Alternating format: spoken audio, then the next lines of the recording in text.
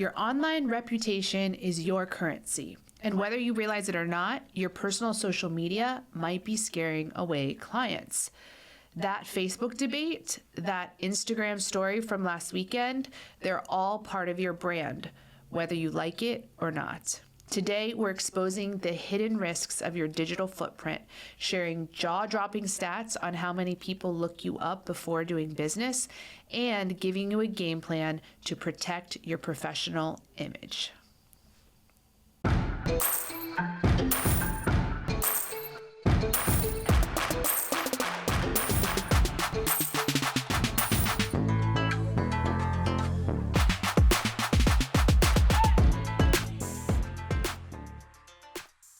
Hey, lady bosses, are you working even after putting the kids to bed but still not getting results? Are you tired of spending money on ads that aren't getting engagement? Do you feel burdened that you aren't fulfilling your purpose in life because you are so consumed with work?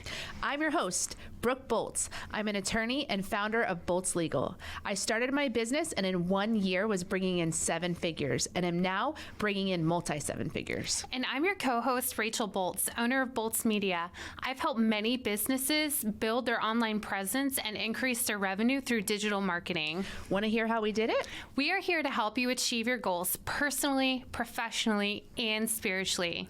So kick off your high heels, sit back, and let's ignite that passion. We're Ms Biz, where we're putting the Miss in biz. Let's get biz done. You may think that your personal Facebook page, your Instagram stories, or even those tweets from 5 years ago, that they don't matter for your business. But they absolutely do. The way that you present yourself today, online, even on your personal pages, can make or break opportunities. So today we're talking about why your online reputation matters, how personal pages play a role, and what you can do to protect your personal image. Your online reputation is the perception people have of you or your business based on what's available online.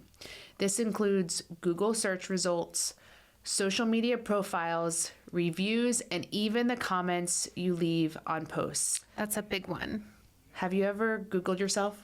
Yes. There's actually a veterinarian whose name is Rachel Boltz, and she seems like a very notable character, so I was very happy about that. So she came up when you searched yourself? I searched myself years ago and was very surprised to see that my law school posts would come up when you Googled me. Like pictures I would take at like a party somewhere or something were coming up when you Googled my name. And thankfully now I don't think that shows up on the first page because I have so many business things now that come up first. But if someone were to dig deep enough, they'd probably still find those old photos that I certainly wasn't realizing at the time were going to be forever on the internet. Your personal and your professional lives aren't separate in the digital world. If your Facebook posts are public, or if your LinkedIn activity is visible, or if someone screenshots your tweet, any messages that you send, that's all fair game for potential clients, employers, or business partners to see. In fact, studies show that 90% of consumers read online reviews before deciding to do business with someone. And your personal online footprint is part of that research. It's estimated that 70% of employers look at social media profiles before making hiring decisions. And for business owners, potential clients are doing the same. Oh yeah. When I worked at a big law firm, we looked up not me personally, but the firm would look people up on social media before they would decide to bring them in for an interview. So yeah, keep that in mind. It's anyone. That's the first thing you do when you hear someone's name is you go look and see. Yeah, you're virtually stalking them. I don't know if I would go stalking them. You're just wanting to see who they are. And yes. what they look like and whatever. So What the reviews are like, if they have any complaints filed against them. well, I don't go that far. I don't do all that research, but just if someone is, I can't even think of a context. It depends on who it is, though. Like, I'm going to that extent if I'm hiring somebody to come to the house, because I want to know, like, what's their rap sheet look like. I want to know if they're safe. I want to know if they have good reviews online, or if they have been reported to, I don't know, the Better Business Bureau. You do all that. Yeah. Most of the time. Better than me. I don't do all that, but it's good to know that people do, so that you can be aware. I know even my kids, so the younger generations for sure are looking people up. If I even just say, hey, my friend is going to come over with her children, my kid's first question is, I want to see what they look like. And they want me to pull up their Facebook page of the parent and see what the kids look like, because that's just what their mind goes to immediately. They want to know what people look like. So, that's the reality, is people are looking us up online all the time. So we really have to think about the broader audience that's seeing what we're posting beyond just our friends or family or followers. So the big question is, what are people seeing when they look you up? You work hard to build your business. Your business is thriving. You're attracting potential clients. But before signing that contract, they do a quick search. And what do they find? It could be a string of heated political debates on your Facebook page. It could be vacation photos where you're in a bikini with a drink in hand. It could be a negative comment that you left on a competitor's post. Now, just to be clear, you're allowed to have opinions, you're allowed to have vacations, and you're allowed to have personal moments. But when they're public, they can impact how people perceive your professionalism and trustworthiness. And it may not always be fair, but this is the day and age that we live in right now. Yeah, I remember, this is a few years ago, I used to watch The Bachelor, and one of those Bachelor contestants got destroyed on social media because he had just hit the like button on some posts that were politically, they had political statements, and he had hit like on them. And so people somehow can go back and dig and find even things that you just click thumbs up on. People have way too much time. Well, yes, but if you have any spotlight shed on you at any moment in time, like he unexpectedly, at the time he was doing that, now got to be on a TV show. So now people are looking and scrutinizing him more than they otherwise would. But that's what can happen at the time you're doing it.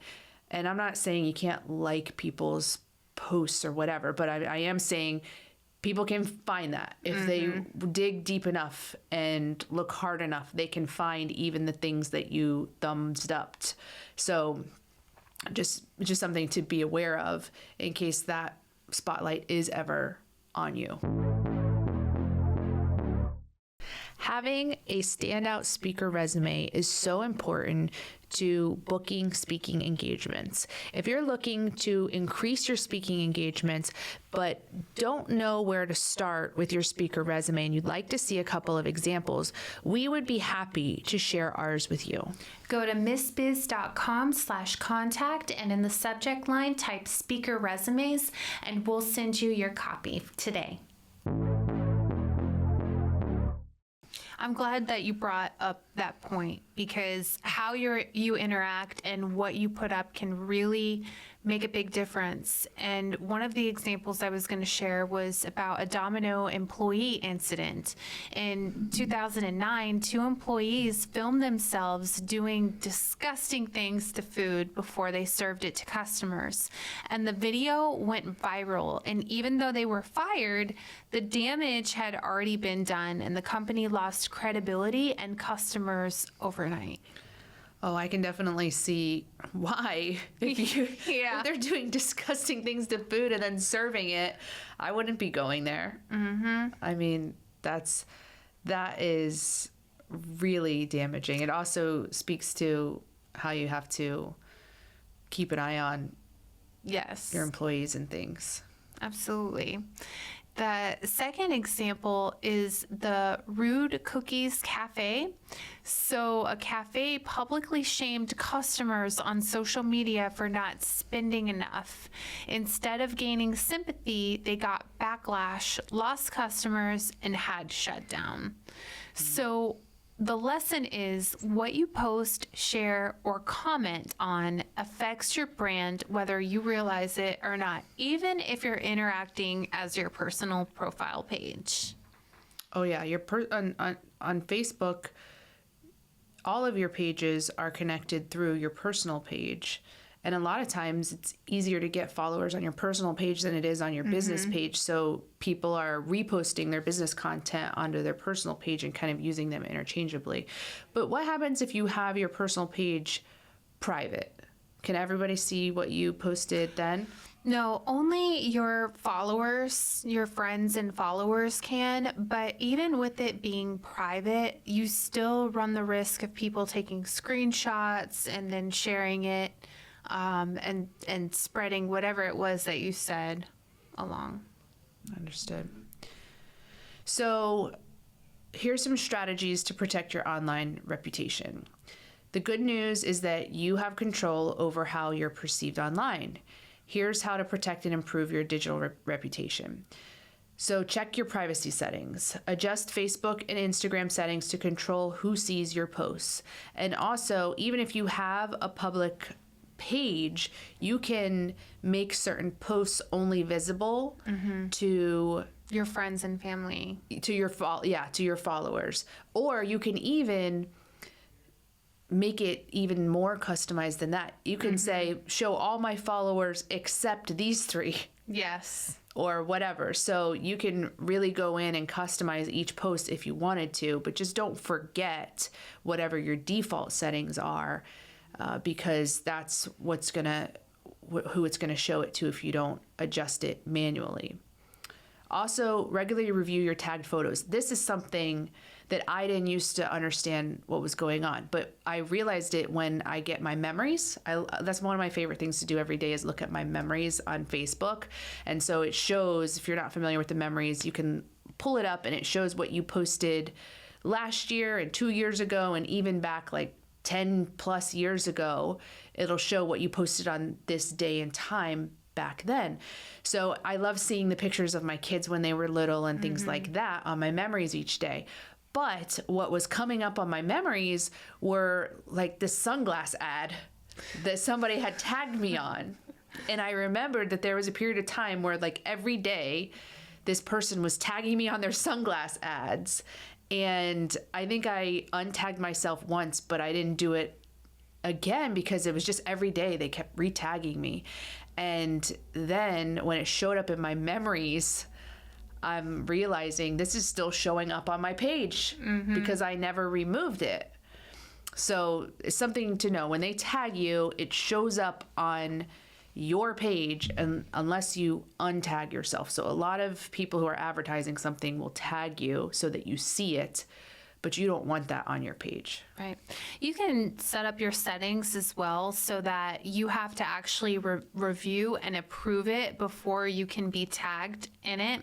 That is something that I had to instill because I was dealing with the same issue. Every day I was getting tagged by a couple different people that wanted my visibility to spread awareness, but it just got to be too much to where people were posting on my page more than I was. Yeah.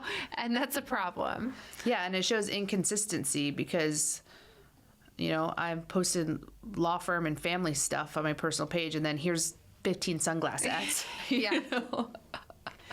So one option that you can do is if you do want to discuss politics, personal views, or have a safer space to talk about unpopular opinions, is you can actually create a separate profile page just for that, without your name, without any attachment to you, where you just have like your friends or your family, or even like a private group with people that you know are going to be okay with the information, and have your discussions there. Yeah.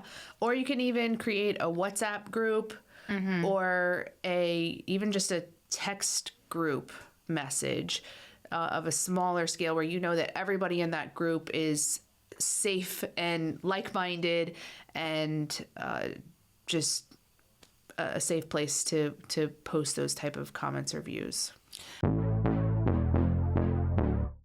You know we're all about that case, no trouble. All about that case, no trouble. All about that case, no trouble. All about that case. At Boltz Legal, we are all about your case. Text or call to schedule a free consultation for all your legal needs. BoltzLegal.com. I think the most important thing to consider, one of the most, is ask yourself, would it be okay if a client or an investor saw this? And let that determine whether or not you think that it's okay, because there is a possibility that that could happen. I agree with that. And if you would be embarrassed by it, would you feel like the need to explain yourself, or wish that they hadn't seen that? If so, then because maybe you post things out there that are controversial intentionally, and you're okay with the understanding that some people aren't gonna like it, but that's a strategy that's intentional, then that would be different. But if you are posting things that you would be embarrassed by, Right. Then you don't want to be posting those things. That's a great point, because a lot of people, even though they talk about politics, they're okay. They have the understanding it's okay if I lose a customer. It could actually end up bringing more customers to me. So if you are that type of person, then that's not a big deal. But if that is something that you're not comfortable with, then these are all things to be aware of. You'll also want to monitor your online presence. I always recommend Googling yourself regularly to see what's new, what's being publicly displayed. And you can set up Google alerts for your name or business to track mentions as well. Something else to keep in mind is just people's values and what they judge others on is different, and it's based in part on how they were raised.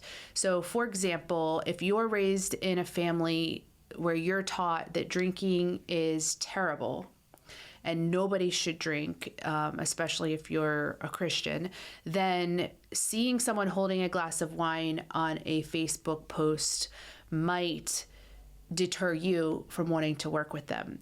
Whereas someone who's raised in a household where drinking was fine and encouraged, and then you're not going to be offended by seeing someone holding a glass of wine in a post. So you have to not just look at your own post through the lens of what you were brought up with and say, well, I wouldn't be offended if I saw this. You have to also think about those people who were brought up under a different set of rules and expectations, and think, would somebody else find this offensive or be turned off by this? And maybe you're okay either way, and that's good, but just think about it and do the exercise of making sure you're okay with whatever that perception is. If someone comes up and says, hey, I saw you holding a glass of wine, I thought that was inappropriate, are you okay to be able to explain yourself and not wish you would have not posted that? Right. Another thing, and this is something that's very, very important, is to engage positively. I see so many different debates happening, especially on Facebook, all the time.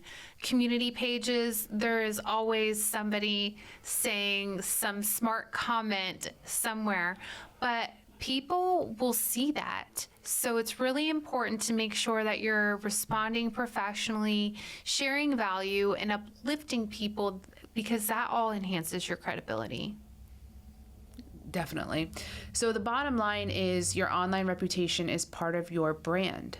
Whether it's your business page or your personal social media page, people are watching.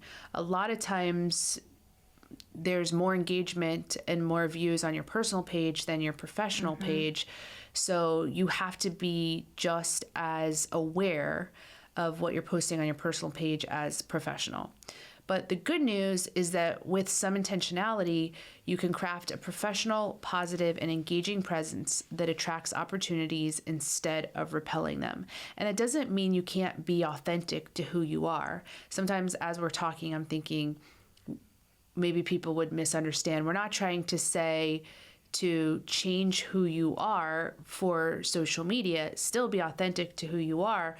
You just want to make sure it's presented in a way that is how you want people to perceive you. Right.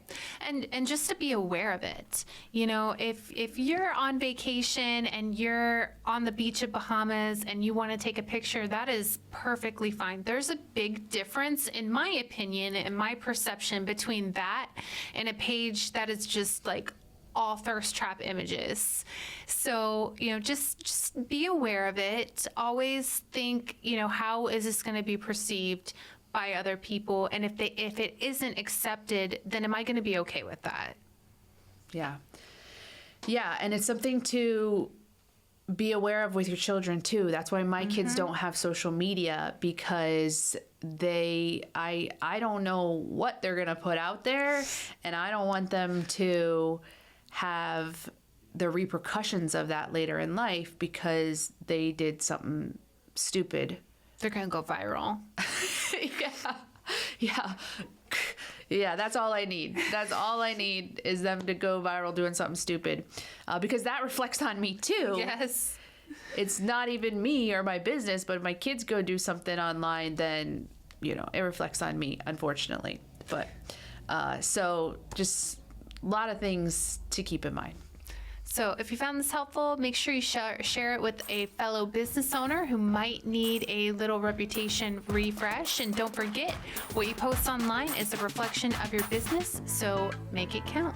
Follow us at Ms Biz Podcast, and let's keep this conversation going. We appreciate you and are honored to be on this journey with you.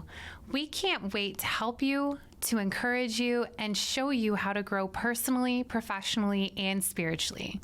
If you found Ms Biz helpful, please leave a review and share with others. You can follow us on social media at Ms Biz Podcast. For legal questions or services, please visit boltzlegal.com. And for digital marketing needs, please visit boltzmedia.com. Let's get biz done.